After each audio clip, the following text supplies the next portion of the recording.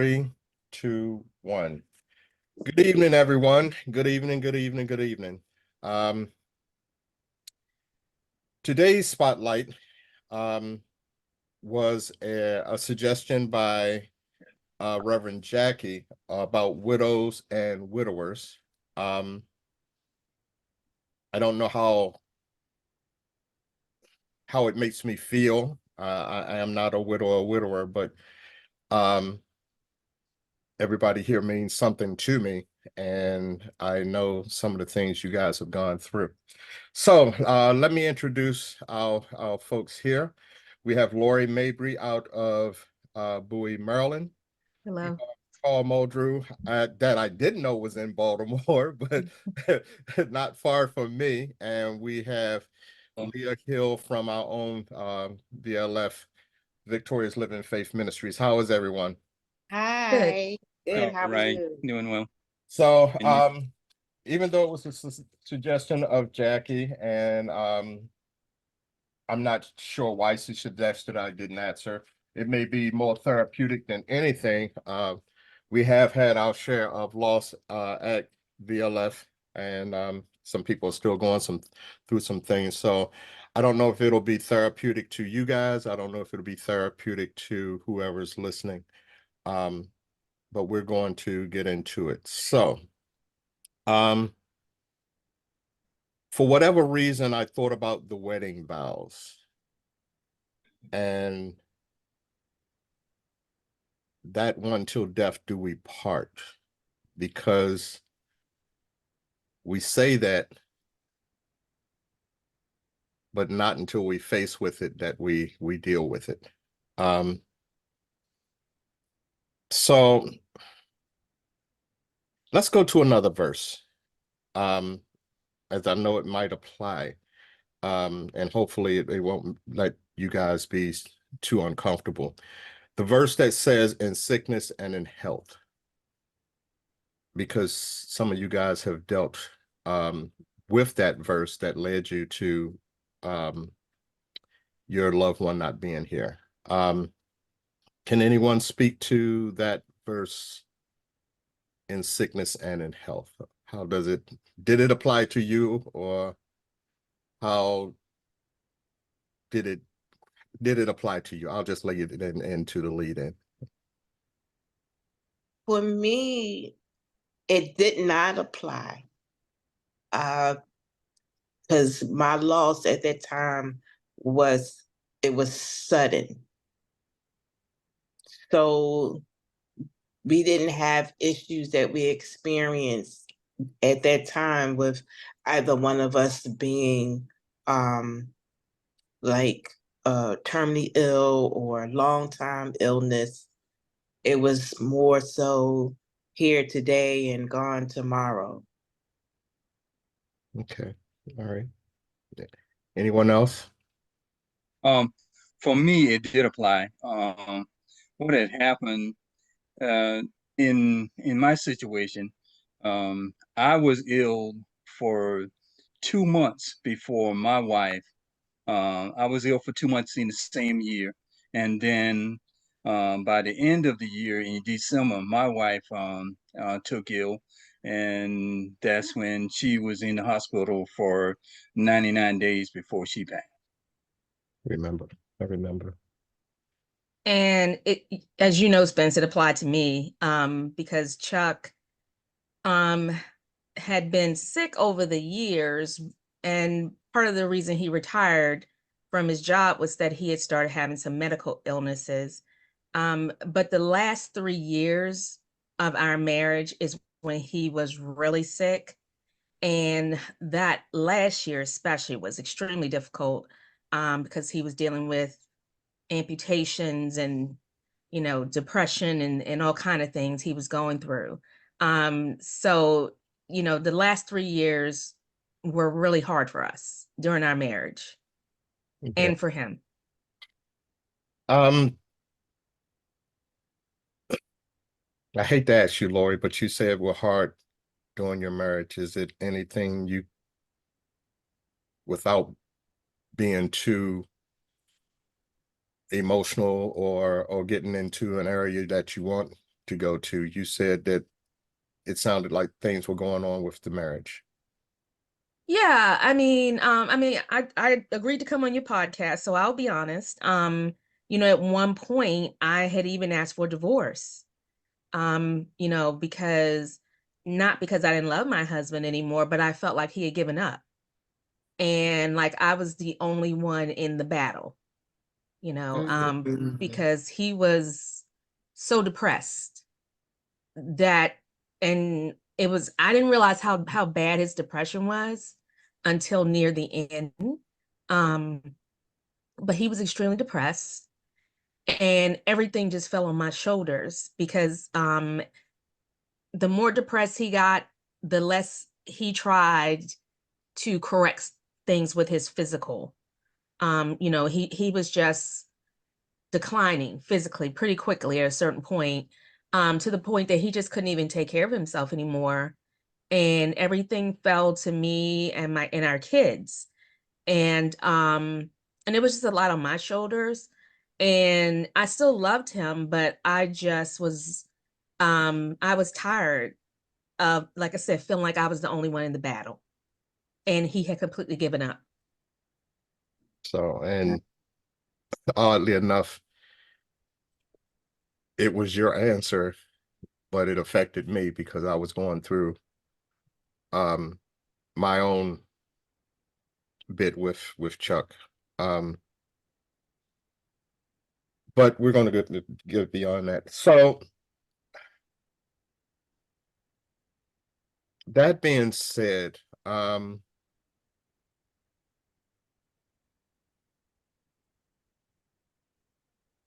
we'll move on after that instead of during that.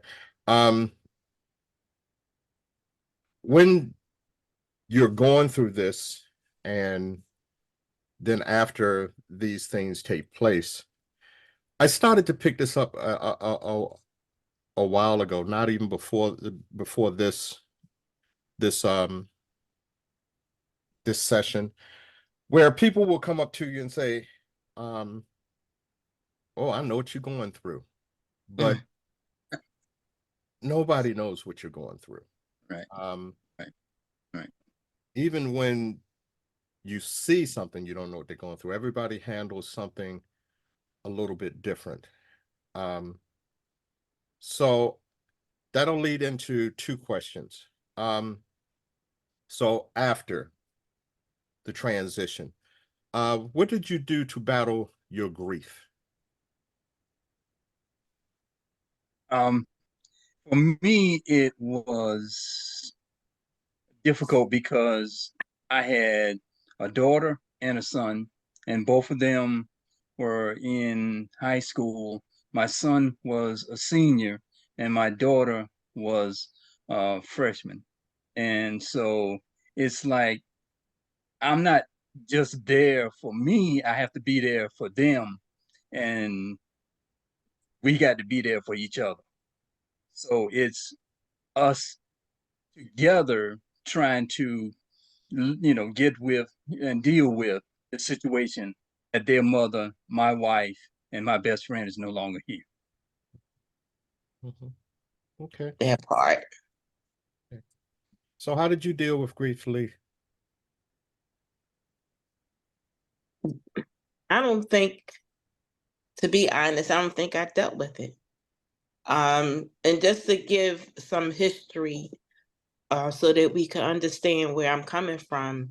When I lost Reggie was my former husband. Reggie, I lost him in May 21 years ago. And because of the situation, I had no closure. That was number one. I was notified of his death and we went through that process, but I was not allowed to view the body, identify the body. So when he transitioned, it left me stuck. It left me not having any answers and ultimately not even believing that he was gone. And not, and even with the children, now we didn't have children together, but we were the co-parents of my children, my 4 grown children now.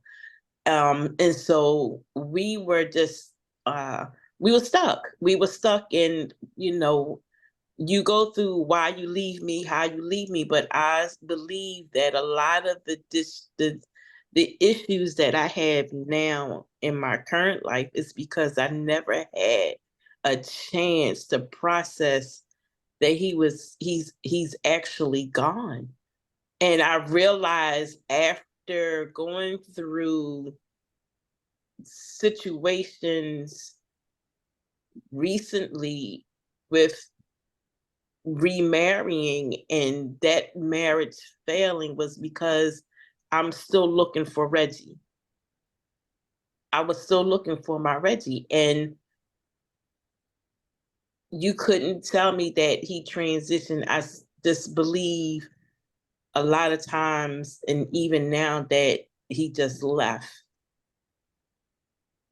as if we were separated and not transitioned. So the mark is just, it's, I wouldn't say unbearable, but it's still questionable. Because what do I have? You know, I don't have, he's not here. All I have is memories, but I can't go to a cemetery or, you know, anything to go into visit. It's just, you know, he was just here and just like vanished into thin air. And I've never had, or no one's ever taught me or said that there's a way to process it, because I never had that chance. Wow. Okay. All right. And I was a little different. I thank God, like Carl, you know, I have kids. Chuck and I had 3 kids.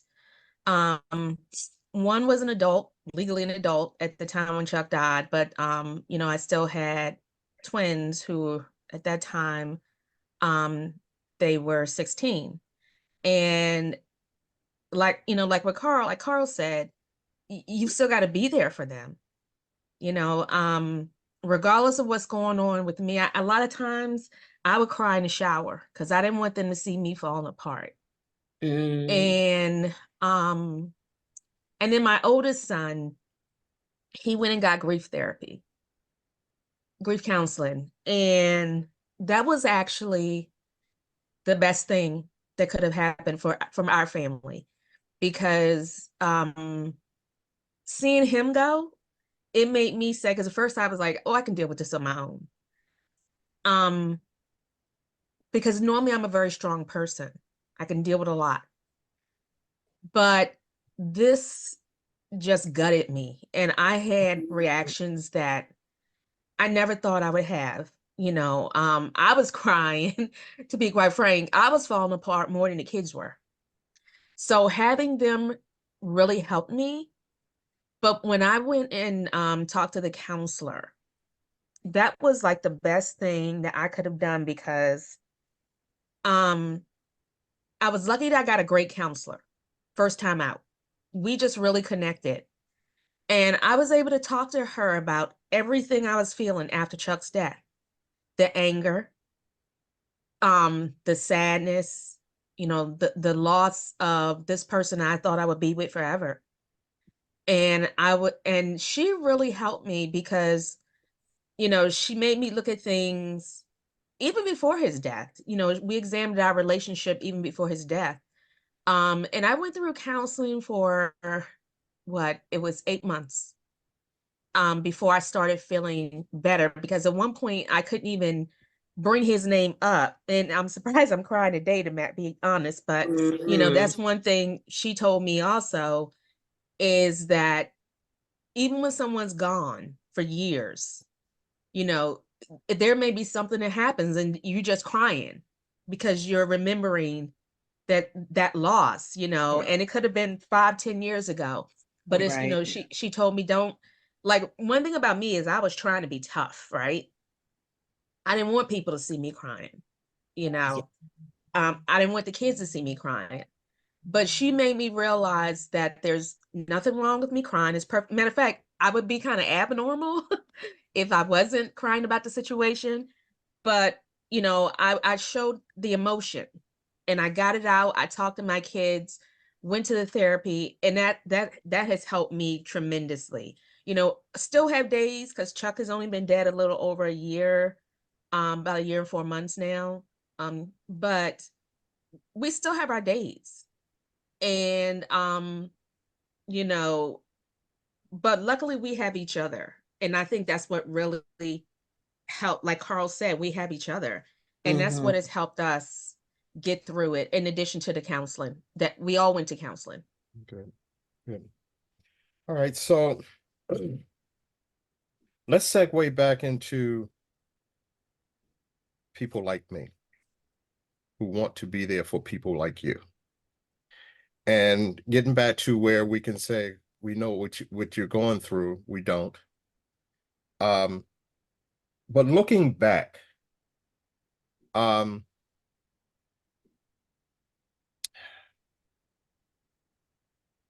I say, friends mean well, but looking back, what was, and it's probably an odd question, what was the best thing that a friend could have said or done for you in those weeks or months after your loved one passed? Because Laura is new to us. Mhm. And everybody that knows me would probably know Chuck. That's my brother. And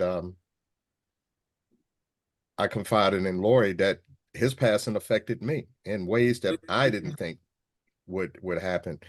But what was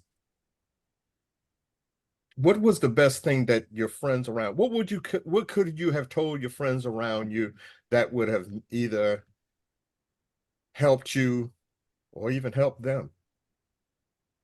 I think maybe one thing I would say is, don't say to the person, well, if you need something, let me know.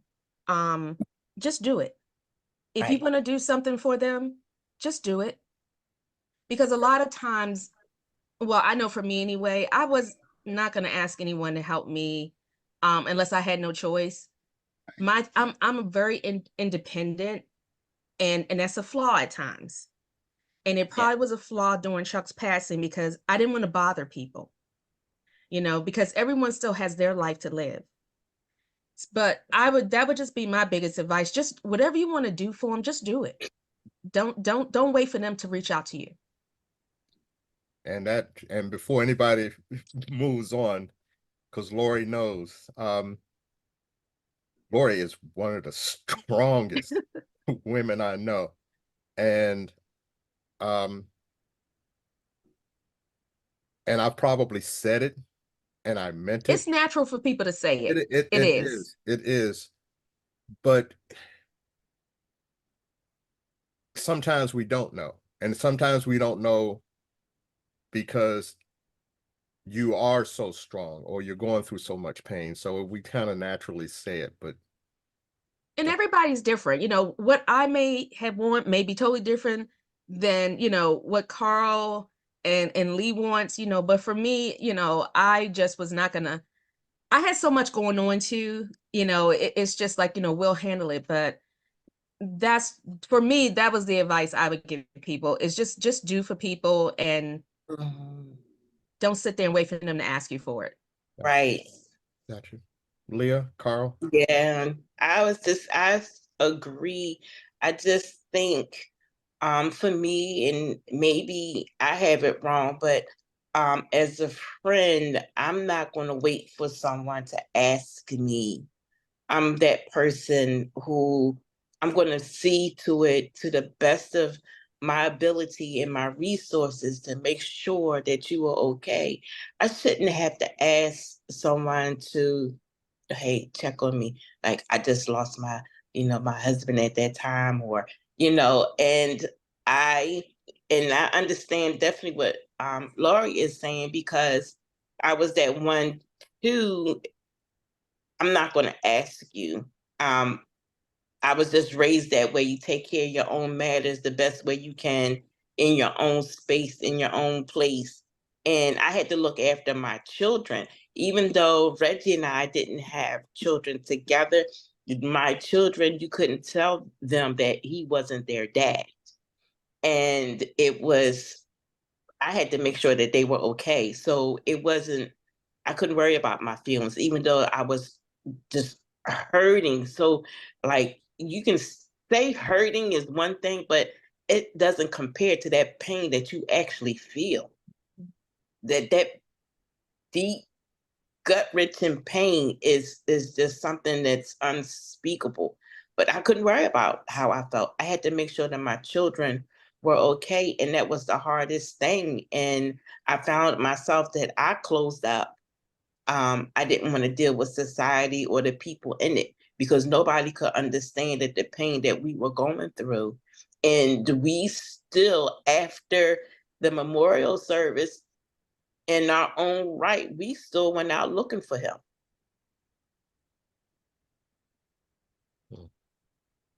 Wow. Yeah. So with me,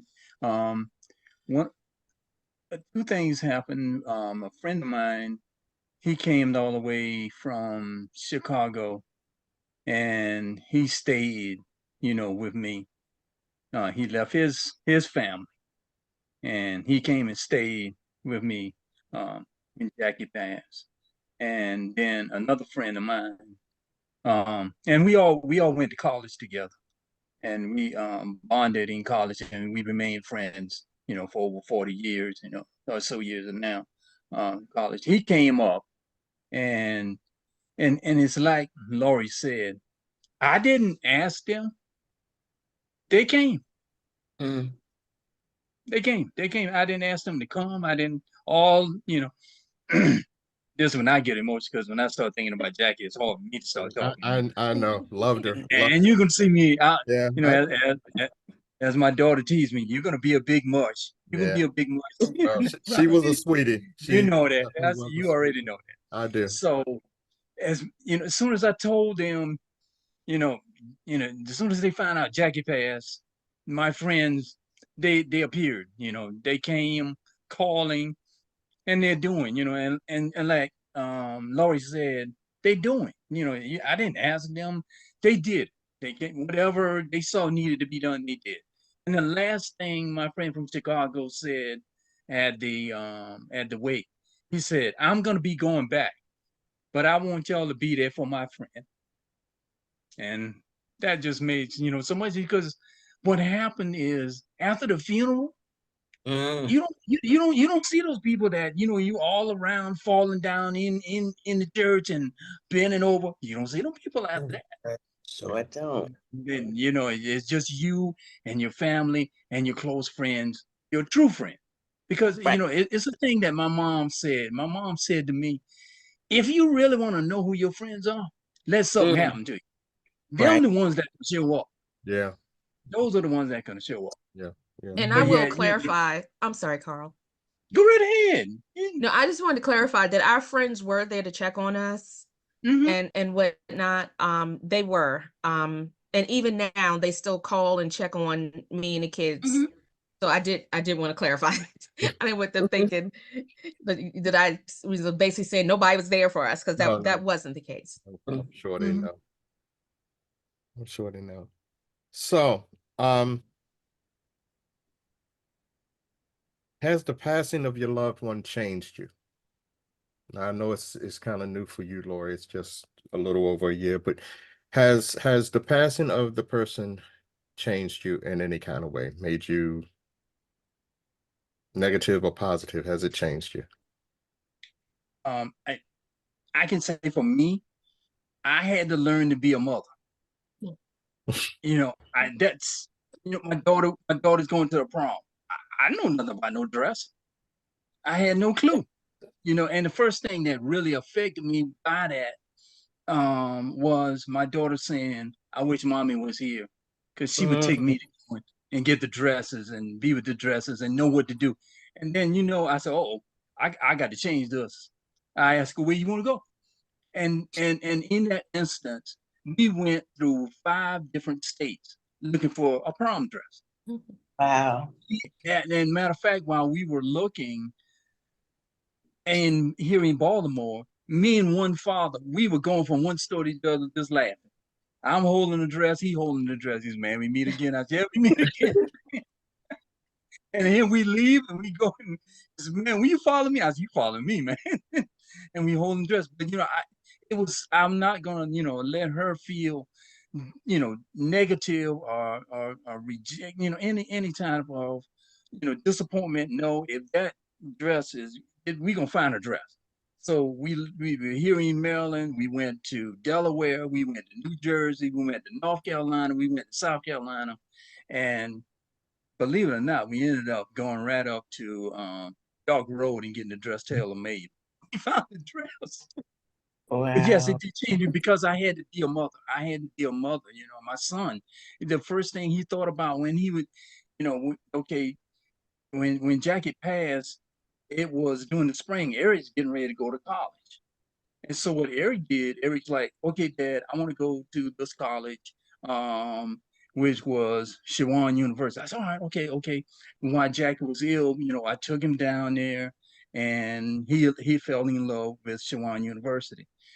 Well, lo and behold to me, when July came and I'd already sent all this money to Shawan University, he wanted to go to the university that Jackie had taken to. Wow. I said, you wait there, sent all this money to Shawan. Now you want to go back to Eastern University where Jackie took you? I said, okay, no problem. We're gonna get you in there. And everything worked out, and he was guys, because I know that's what mom gave you. You fell in love. Mom fell in love with. Okay, we're gonna do that. But being a mom, that's the part that I had to. Okay. All right. Ladies. Well, looking back,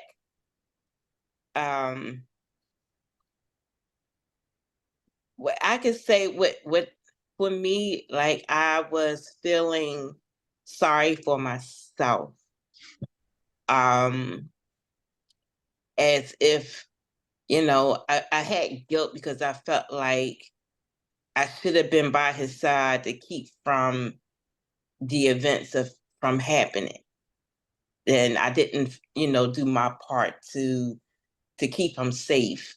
So I just, I went through that, feeling like low and whatnot, but then I had to be the gatekeeper for my children.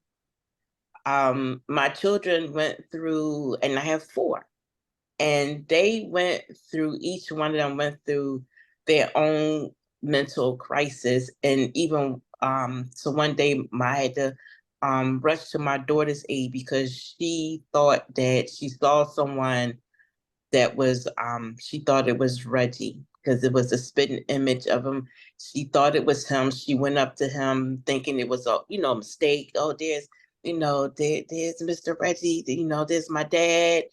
And it wasn't him, and she had an anxiety attack and had to be taken to the hospital. So just like when that happened, I put everything that I felt in a box, and I said, I can't do this. I have to make sure that they're okay. So I just focused on them and their mental health, and I just believe the process went past me as far as having the right to grieve. I didn't have it, and it was making sure that they were okay, making sure that they knew they didn't do anything wrong. His passing was something that we had no control over. It was just something that happened, even though we still don't know what happened. But I had to make sure that they were okay because they still had to grow up into adults and live a life that was healthy for them. And I couldn't worry about me anymore. Okay. Lori, anything before I move on? I think I've become more compassionate towards people. I was pretty tough on Chuck. I'm not gonna lie.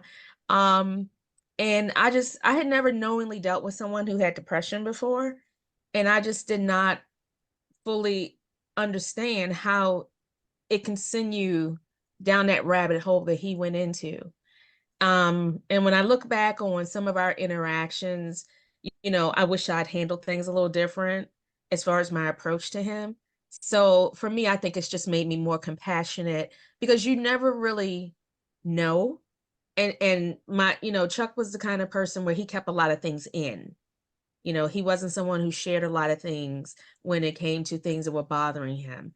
Um, so I think hopefully going forward, I pray I never have to go through that again. But if I did, I would hope that I'm more compassionate and understanding of the fact that they may have things going on that I don't understand, and maybe they don't want to talk to me about it. So I hope my approach would be softer Okay. in the future. Okay. All right. I only have actually probably two more questions left. And I'm looking at them and seeing if they are interrelated in a kind of way. Um, so I'll just go ahead and ask this one. What do you miss the most about Oh your loved boy. one not being here? What do you miss the most? Boy, I cannot just say that was you talking about your best years. Reggie and I were best friends, and we were just like silly stupid together. We just the things that we did was just, just like out of the blue. Yeah, I can always, talk to him about anything, and we would talk, and he taught me some things. And one thing about Reggie, and this is, I think, that how my heart grew to the level that it is, having a heart to love, is because that's what he was about and what he had. And I still laugh to this day. As a matter of fact, we would some friends, we were talking about it when Reggie came home. He was like, "Babe, set another plate to the table." And he was like, "My cousin is coming to have dinner." And I was like, "Oh, okay." We were all excited. He came over and they ate and we talked like we knew each other for years and years, just to come to find out that Reggie just met this man at the bus stop and they just became friends came cousins in the last hour. And I was like, "Oh my God, are you?" So, then I was like, "Are you crazy? You don't even know this person?" But that's how he was. That's who he was. And learn to love people without judgment, and just making sure that everybody is okay.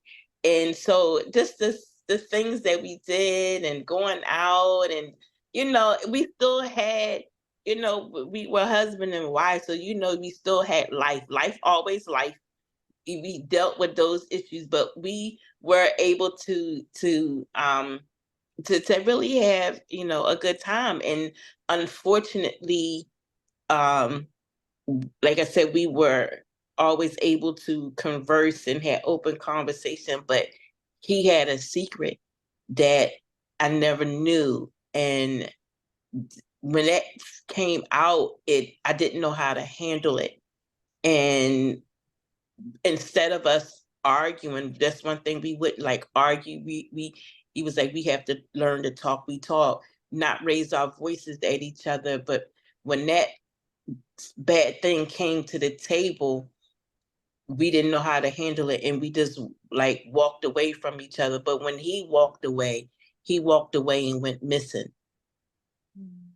And so, that's how everything came to a demise. But I can still say, though, that was my best friend, and I would do anything if I could get that back.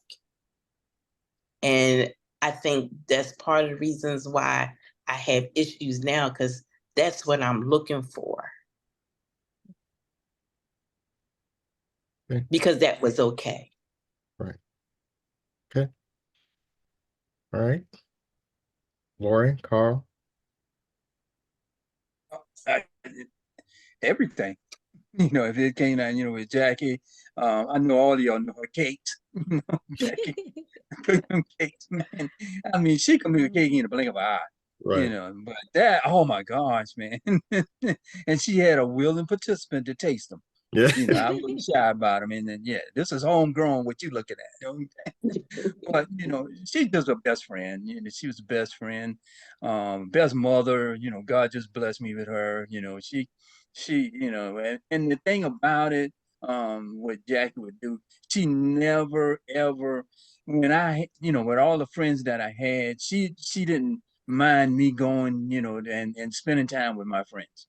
You know, she encouraged it. I remember one time, and you know, it was a CIAA tournament down in the tournament was down in Raleigh Durham, and I didn't want to go. I didn't want to go. And you know what my wife said? I'll go and you stay home. And I said, oh, wait a minute. No, that's not. So yeah, I think I can make it now. I believe I can make it now. I'm all right. I can make it.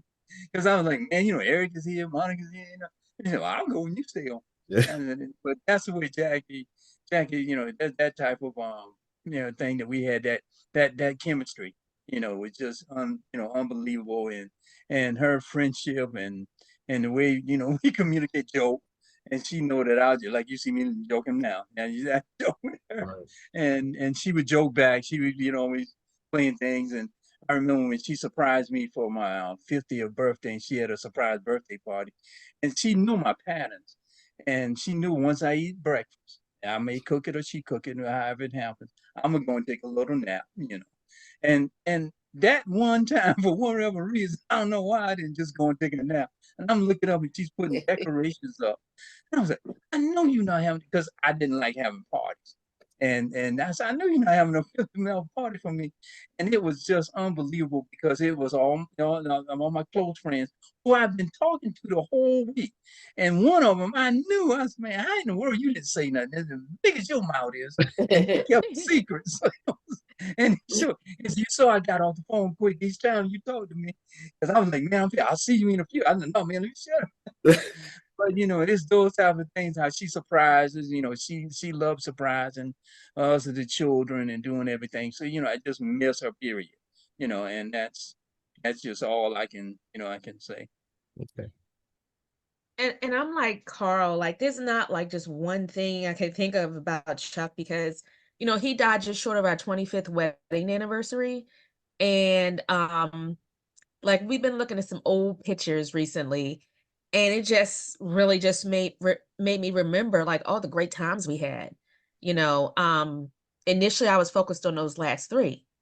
But then, you know, when I really think back, you know, we were together for like 27 years. And out of 27, if the last three were the most challenging, you know, we were lucky because he was a great guy. And as you know, he was funny. Yes. That's what Weirdly initially, funny. yeah, because that's what's actually initially attracted me to him. That funny personality, that silliness.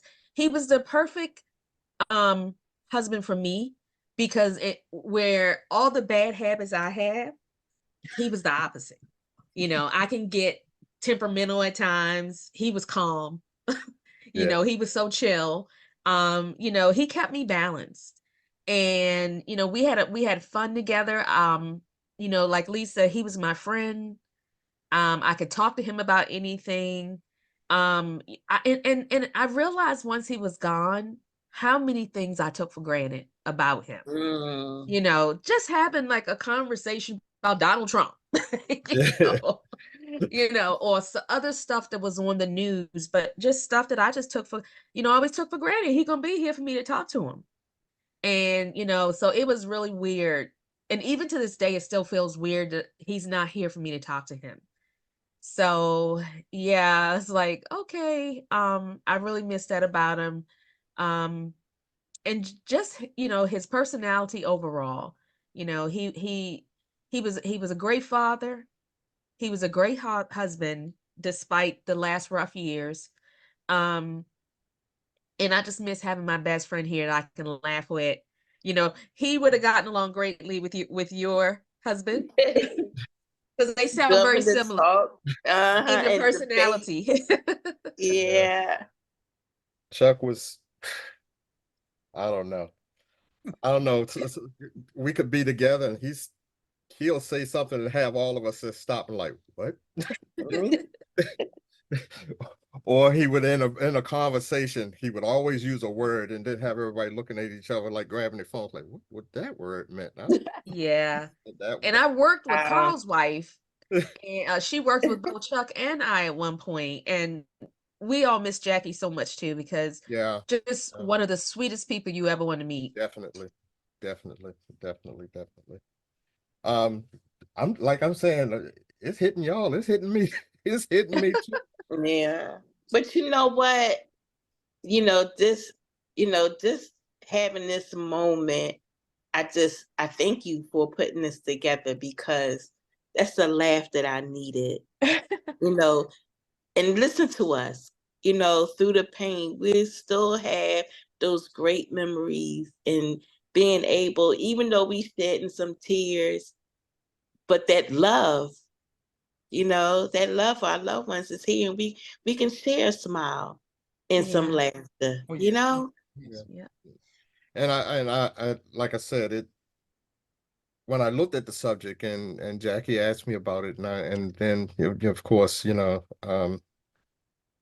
Lori came in mind immediately, and then of course Leah, you're one of our biggest fans, and then she reminded me of Carl, and I stopped. I'd say I'm not looking for nobody else. This is the way it was supposed to be, because I was going to try to balance it out, but I just stopped then, and I'd say this is the way it was, was meant to be. So Yeah. I had another question, but I'm not going to do that one. I want to do my last question to you. Since you guys have been through it, and I have to find out, because apparently we just started a grief ministry at the church recently, because I just found out about it. Mhm.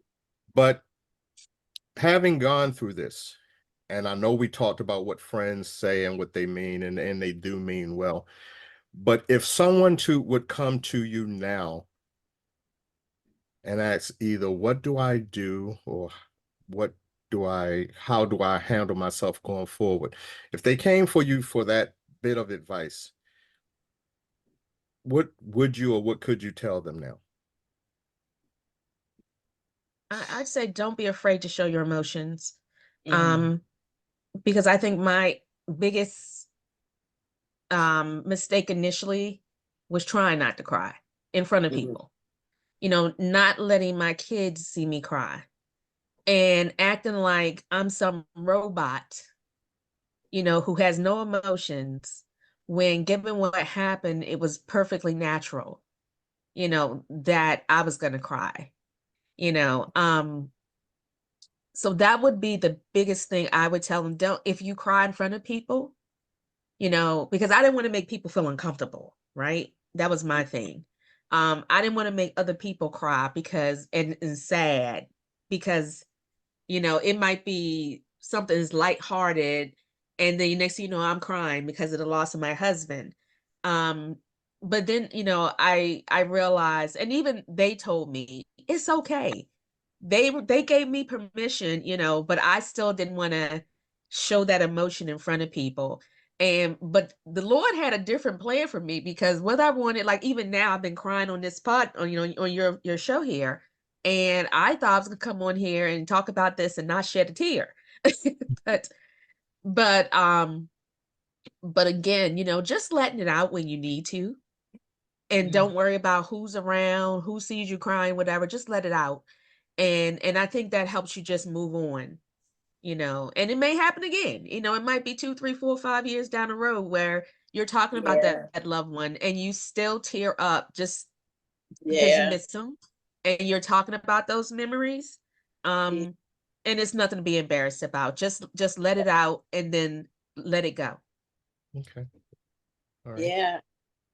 I could say, I'll let them know, like, it's going to hurt, Yeah. and it's okay to cry. You're going to feel that pain, and grief comes in waves.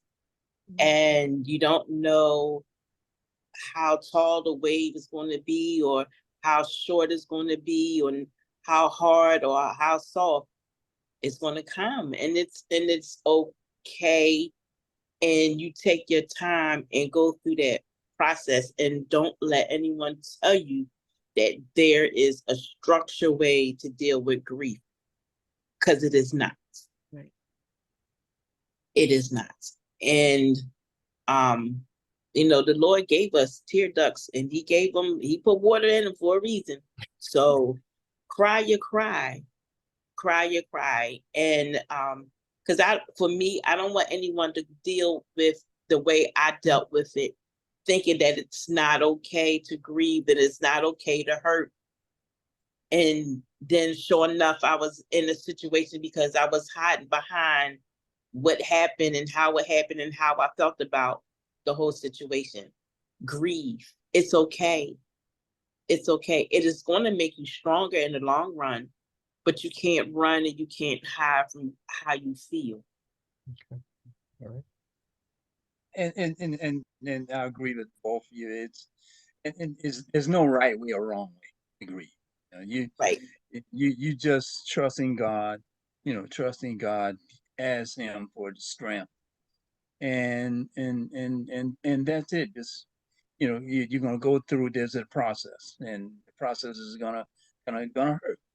It's gonna hurt because I know when me and my children, what we found out after Jackie had passed, and we came back home, and they said, "Dad, you didn't know. Before you would come and pick us up to take us to the hospital, we would cry." And I said, "Y'all didn't know. Before I left the hospital to come pick you up, I mean the parking lot crying." I said, "So we didn't want to show each other, and we wanted to be strong for each other, but no, man, you have that emotion, and like you say, God gave it to us, and it's gonna affect you. It's definitely gonna affect you. If you love the person, it's gonna affect you. Now, if you Yeah. don't love them, you sit up there and you look strong and cheerful and go right on, because you ain't love them. You ain't got Right. nothing to lose. You did losing it. Right. But Right. if you love them and it's in your heart, it's gonna hurt you. It's gonna hurt you. So God give you the strength, and there's nothing wrong with the way how you handle the situation, because there's no right or wrong. There's no perfect. Right. People, no, man, you don't need to do it. What? Okay, that worked for you. Right. That ain't working for me. Exactly. Okay? Exactly. Right. Exactly. Okay. Yeah. And I know that with losing people around me and parents and parental figures, friends and such, like I said, I knew how it would be without Chuck being here, but it's just these little small subtle ways, and I talk to him almost every day because there's always something that he would have had something either dryly funny to say about or weirdly funny to say about. But I have found that over the years, whether or it is that there's no time limit on it, on what No. you feel. As long as you maintain them in your head, I think they're always there. But there are times, that I wish I could go back to somebody I loved and ask a question about. And they're not here, but they're here in our hearts. So I hope I hope I don't know whether it was therapeutic. I don't know whether it was, I hope it didn't bring up too many, not even memories, emotions, I should say. But I'm glad you guys did appear here. I each one of you means something to me, even though I haven't seen Carl in years, but we're gonna fix that. Right. Yeah. But I really appreciate you guys coming on. I'm hoping that if we didn't get anything out of it, and this little foursome, that somebody may get something out of it as well. So anything in closing before we go for the evening? I just want to say thank you, man, because wow, even though this has been 21 years, today was a day that I could actually freely, openly talk about, talk about Reggie. My friend.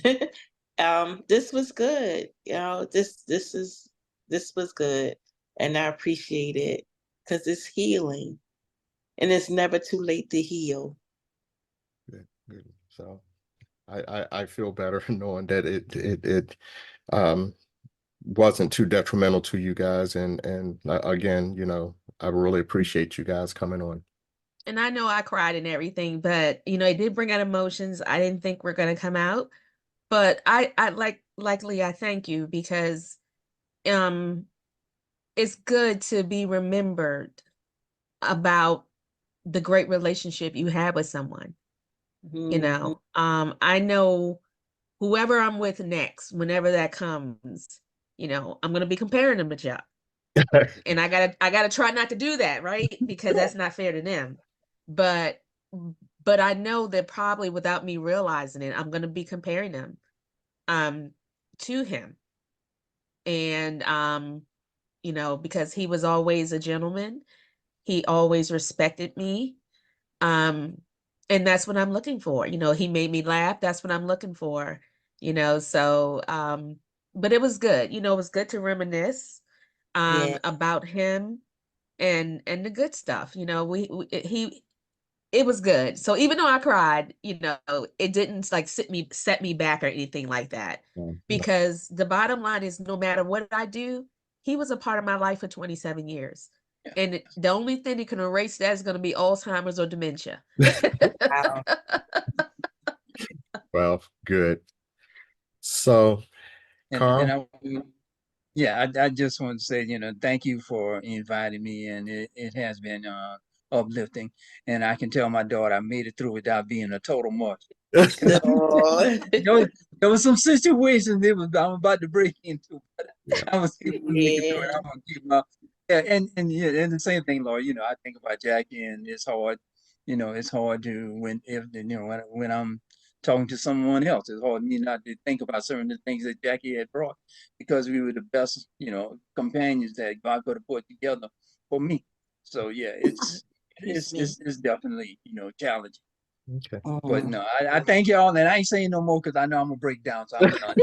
Sorry. Well, again, I thank all of you for being on this spotlight. I really appreciate you, and let's stay in touch. Okay. All right. All right. Say Thanks, goodnight. Nice Banks. meeting you guys. You All right, same here. too. Bye bye.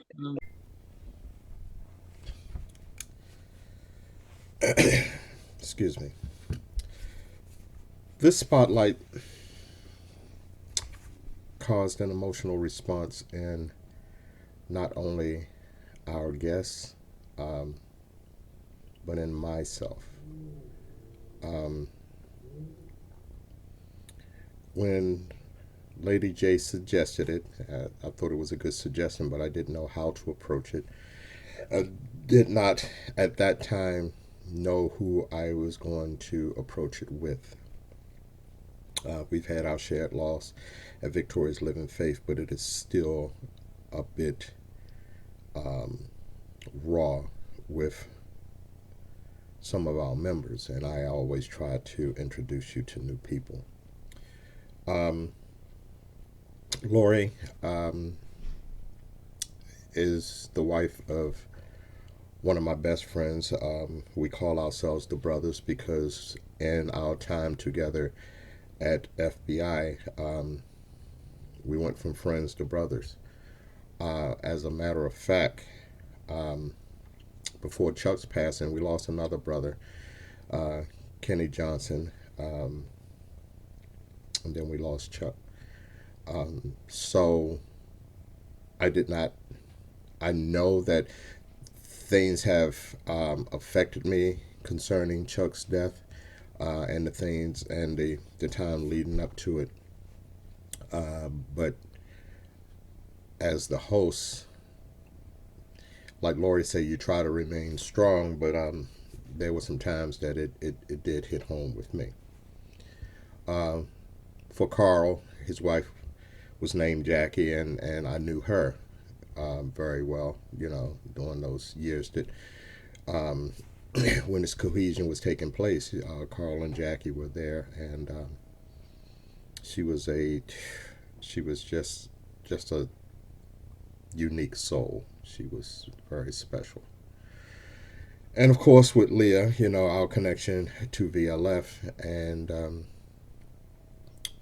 just seeing, not knowing the full story with the first marriage, but seeing how it affected her, affected me. That's when it does, when you care for somebody and when they're your friend. But I think we got through it. We had an after party like we do with Bible study, where we spoke, and I'm hoping through this that maybe Lori, Carl, and Leah, not for just the shared grief, but can form some kind of friendship, or at least some familiarity with each other. But it was a little rough on me, just as it was on them, though. For them, it seemed to be a little therapeutic. So if that's all we got out of it, I'm good with it. I'm really good with it. So not to get long-winded, but again, this was our spotlight, tentatively titled Till Death Do We Part. I hope that you have enjoyed our guests. The subject matter being what it is, I don't know if I should say hope you enjoyed it, but maybe you learned something from it. Maybe it's something that you have gone through, are going through, and hopefully you won't go through. But if you do, then maybe this will be some information that will help you along the way. So this is Anthony Spencer for the Voice Spotlight. I thank you for tuning in. I wish you well, and I will see you on Sunday.